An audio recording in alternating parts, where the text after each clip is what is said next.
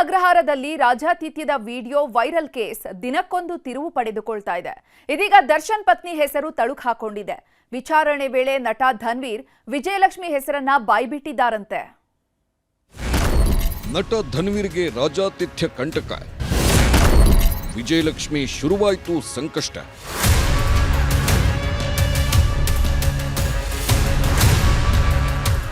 Pattanagere ಶೆಡ್ನಲ್ಲಿ ಅಬ್ಬರಿಸಿದ D ಗ್ಯಾಂಗ್ಗೆ ಕಾನೂನಿನ ಕುಣಿಕೆ ಕಗ್ಗಂಟಾಗಿದೆ.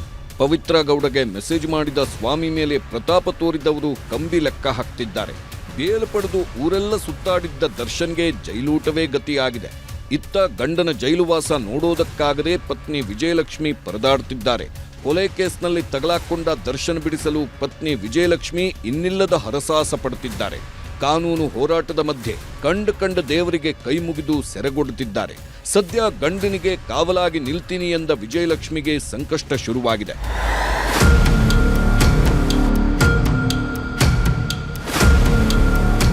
ರಾಮೇಶ್ವರಂಗೆ ಹೋದ್ರೂ ಶನೇಶ್ವರನ ಕಾಟ ತಪ್ಪಲಿಲ್ಲ ಅಂತಾರಲ್ಲ, ಡೆವಿಲ್ ಕುಟುಂಬಕ್ಕೆ ಇಂಥದ್ದೇ ಪರಿಸ್ಥಿತಿ ಎದುರಾಗಿದೆ.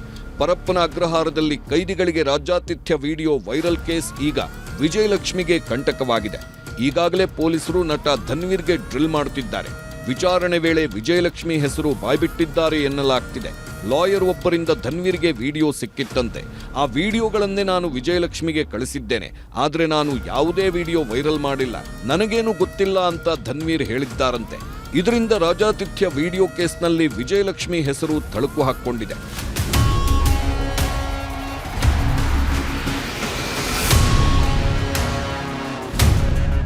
ವಿಜಯಲಕ್ಷ್ಮಿ ಹೆಸರು ಕೇಳಿ ಬರ್ತಿದ್ದಂತೆ ತನಿಖಾಧಿಕಾರಿಗಳು ಹಿರಿಯ ಅಧಿಕಾರಿಗಳ ಗಮನಕ್ಕೆ ತಂದಿದ್ದಾರೆ. ಈ ಬಗ್ಗೆ ವಿಜಯಲಕ್ಷ್ಮಿಯನ್ನ ವಿಚಾರಣೆಗೆ ಕರೆಸುವ ಬಗ್ಗೆ ಚರ್ಚೆ ನಡೆದಿದೆ. ಅಲ್ಲದೆ ವಿಡಿಯೋ ವೈರಲ್ ಸಂಬಂಧ ಸೋಷಿಯಲ್ ಮೀಡಿಯಾ ಅಕೌಂಟ್ಗಳ ಪತ್ತೆಗೆ ಖಾಕಿ ಪಡೆ ಮುಂದಾಗಿದೆ. ಈ ಸಂಬಂಧ ಪರಪ್ಪನ ಅಗ್ರಹಾರ ಪೊಲೀಸರು ಮೆಟಾಗೆ ಪತ್ರ ಬರೆದಿದ್ದಾರೆ.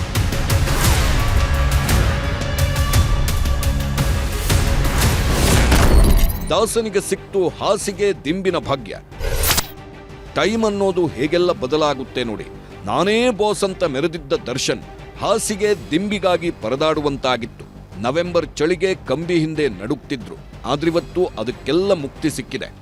ಇವತ್ತು ಟ್ರಯಲ್ ದಿನಾಂಕ ಸಂಬಂಧ ವಿಚಾರಣೆ ನಿಗದಿಯಾಗಿತ್ತು. ಹೀಗಾಗಿ ದರ್ಶನ್ ಸೇರಿ 6 ಆರೋಪಿಗಳು ವಿಡಿಯೋ ಕಾನ್ಫರೆನ್ಸ್ ಮೂಲಕ ಕೋರ್ಟ್ಗೆ ಹಾಜರಾಗಿದ್ರು.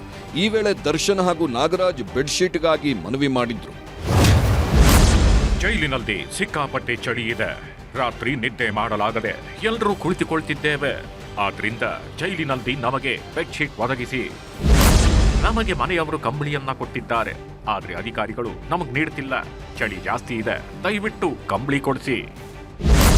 ಅಗತ್ಯ ವಸ್ತುಗಳನ್ನ ಕೊಡೋಕೆ ಏನು ನಿಯಮದಲ್ಲಿ ಏನಿದೆಯೋ ಅದನ್ನು ಕೊಡಿ. ಚಳಿ ಇದೆ, ಬೆಡ್ಶೀಟ್ ಕೊಡಲ್ಲ ಅಂದ್ರೆ ಹೇಗೆ? ಅವರು ಮನುಷ್ಯರೇ ಅಲ್ವಾ? ಸದ್ಯ ಕೋರ್ಟ್ ಡಿಸೆಂಬರ್ 3ಕ್ಕೆ ವಿಚಾರಣೆ ಮುಂದೂಡಿದೆ. ಒಂದು ಕಡೆ ದರ್ಶನ್ ಪತ್ನಿಗೆ ರಾಜಾತಿಥ್ಯ ವಿಡಿಯೋ ಸಂಕಷ್ಟ ಎದುರಾದ್ರೆ, ಇತ್ತ ಚಳಿಗೆ ನಡುಕ್ತಿದ್ದ ದಾಸನಿಗೆ ಬೆಡ್ಶೀಟ್ ಭಾಗ್ಯ ಸಿಕ್ಕಿದೆ. ಮಂಜುನಾಥ್ ಆರ್ಯ ಜೊತೆ ಮುನಿರಾಜು, ಕ್ರೈಮ್ ಬ್ಯೂರೋ, ನ್ಯೂಸ್ 18.